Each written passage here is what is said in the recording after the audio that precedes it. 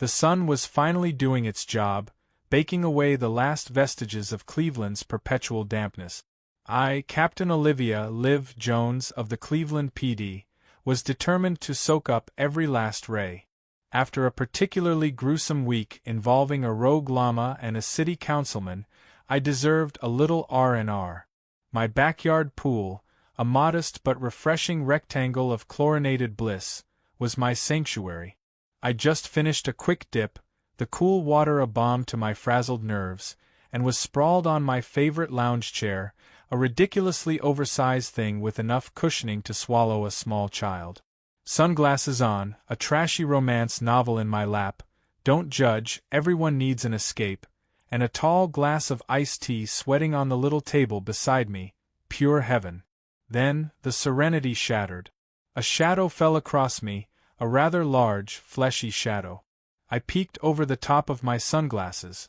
Standing there, in all his glory, was a man who looked like a melted snowman squeezed into two tight swim trunks and a stained tank top.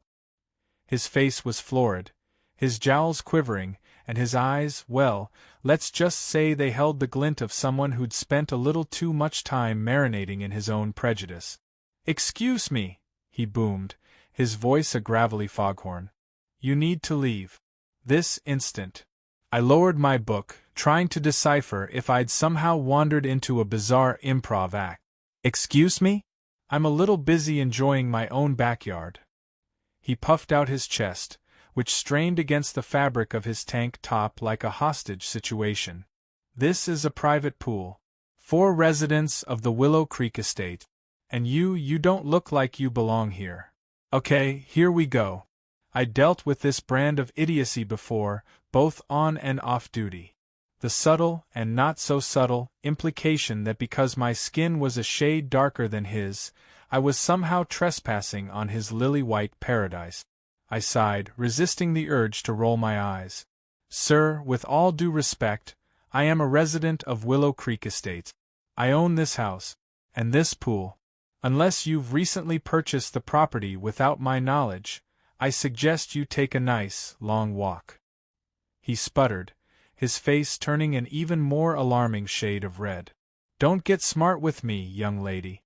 I've lived here for 15 years. I know who belongs and who doesn't. You're probably just visiting. Or house-sitting. Or," I said, my voice dangerously calm, "I'm the owner, I pay the mortgage, and I pay the property taxes. Now, if you don't mind, you're blocking my son." He wasn't backing down. Oh no, he was escalating. "I want to swim. This is ridiculous. How can I enjoy a swim when you're just here?" He gestured vaguely in my direction. "Go on, get out. Go swim in your own neighborhood." That was it. The line had been crossed from irritating to infuriating. I sat up, pushing my sunglasses onto the top of my head. "Sir," I said, enunciating each word with the precision of a drill sergeant, "my own neighborhood, as you so eloquently put it, is right here. This is my neighborhood, and I suggest you leave before I call the police." He scoffed. "Call the police? What are they going to do? Arrest me for wanting a peaceful swim? Oh, buddy, you have no idea." "As a matter of fact," I said, a slow smile spreading across my face, "I am the police. Captain Olivia Jones, Cleveland PD. And I think I will be calling them." His face went from red to a pasty white in approximately 2 seconds. He looked like he was about to have a stroke. You're a cop?" he stammered, his voice suddenly several octaves higher. "The very same. And you, sir, are about to be in a heap of trouble for harassment, trespassing, and generally being a colossal pain in my perfectly relaxed posterior." I reached for my phone, but before I could dial, something else flickered in my memory. Something about a recent case, a string of credit card thefts, identity fraud, and a description that eerily matched the sweaty, sputtering man in front of me. I paused, tapping my chin thoughtfully. "Tell me, sir, what's your name?" Harold. Harold Perkins."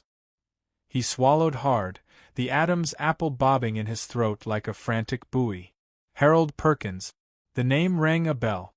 A very loud, very incriminating bell. Harold Perkins, I repeated, savoring the moment. As in, the Harold Perkins?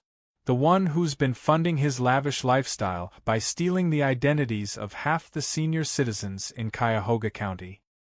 His eyes widened in terror. He looked like a deer caught in the headlights of a Mack truck. I don't know what you're talking about, he mumbled, taking a tentative step backward.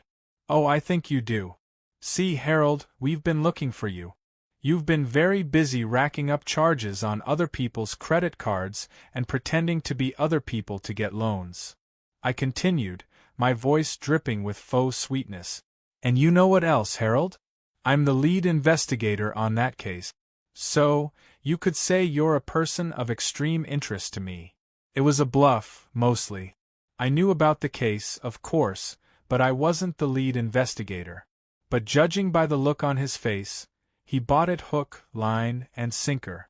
He bolted.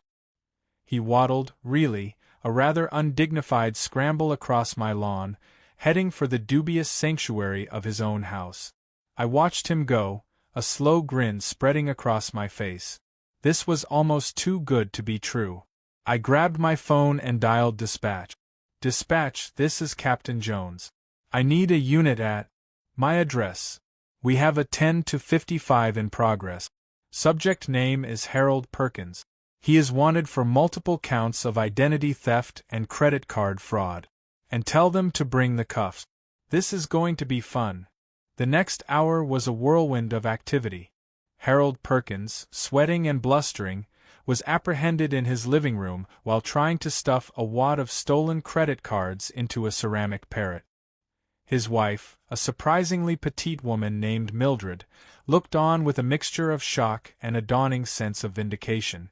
I always knew he was up to something, she muttered to one of the officers, loud enough for me to hear.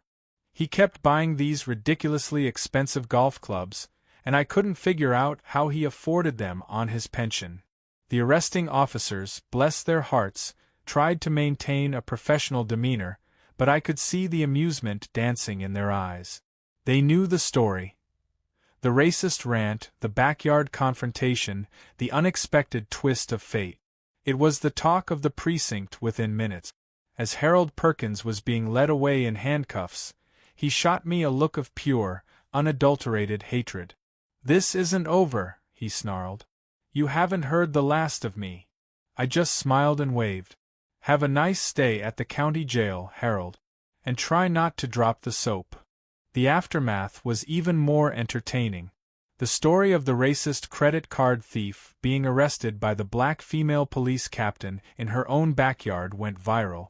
The local news picked it up, then the national news, and before I knew it, I was being interviewed on CNN. I became a minor celebrity, the poolside hero, as one particularly cheesy headline proclaimed. I even received a fruit basket from the mayor, along with a slightly awkward apology for the city councilman and the llama incident. Apparently, the llama had developed a fondness for the councilman's toupee. Don't ask. But the best part of it all was the sense of satisfaction I felt. Not just for catching a criminal, but for standing up to prejudice and ignorance. For turning a moment of blatant racism into an opportunity for justice. Of course, not everyone was happy. The Willow Creek Estates Homeowners Association, a notoriously stuffy and conservative bunch, was in an uproar. They held an emergency meeting to discuss the unfortunate incident and how it reflected on the community. I even heard rumors that they were considering banning swim trunks. I didn't attend the meeting. I was too busy enjoying my pool. A few days later, I received a handwritten letter. It was from Mildred Perkins. "Dear Captain Jones, I wanted to thank you, from the bottom of my heart, for what you did. Harold was a terrible husband, a terrible neighbor, and, it turns out, a terrible criminal. I suspected something was amiss, but I never had the courage to confront him. You did what I couldn't, and for that, I am eternally grateful. Also, if you ever need someone to water your plants while you're away, please don't hesitate to ask. I'm surprisingly good with ferns. Sincerely, Mildred Perkins." I smiled. Maybe there was hope for Willow Creek Estates after all. A few weeks later, I was back in my backyard, lounging by the pool. The sun was shining, the iced tea was cold, and the trashy romance novel was even trashier than I remembered. As I flipped a page, I noticed a figure approaching the fence.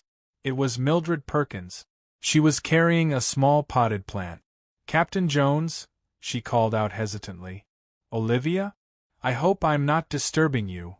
"Not at all, Mildred. Come on in." I gestured to the gate. Mildred shuffled through the gate, clutching the plant to her chest. "I just wanted to bring you a little something. It's a peace lily. I thought you might like it." I took the plant from her, admiring its delicate white blooms. "It's beautiful, Mildred." "Thank you." We stood in silence for a moment, the only sound the gentle hum of the pool filter.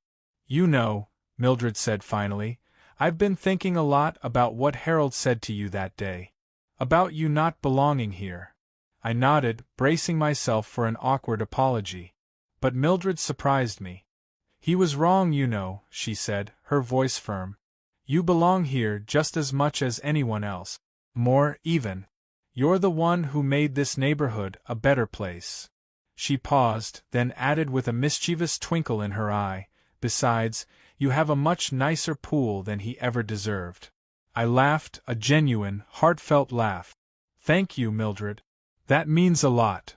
We chatted for a while longer, about gardening, about the weather, about the sheer absurdity of life. As she was leaving, Mildred turned to me with a thoughtful expression. "You know," she said, "I've always wanted to learn how to swim." I smiled. "Well, Mildred, you've come to the right place. The pool's open." And so, under the warm Cleveland sun, a retired police captain and a newly liberated widow took a dip in the pool, proving that sometimes justice can be served with a side of chlorine and a whole lot of sunshine. As I started teaching Mildred the doggy paddle, I knew in my heart that this strange and unexpected friendship was the best possible outcome of a truly ridiculous situation. And that, my friends, is a story worth telling.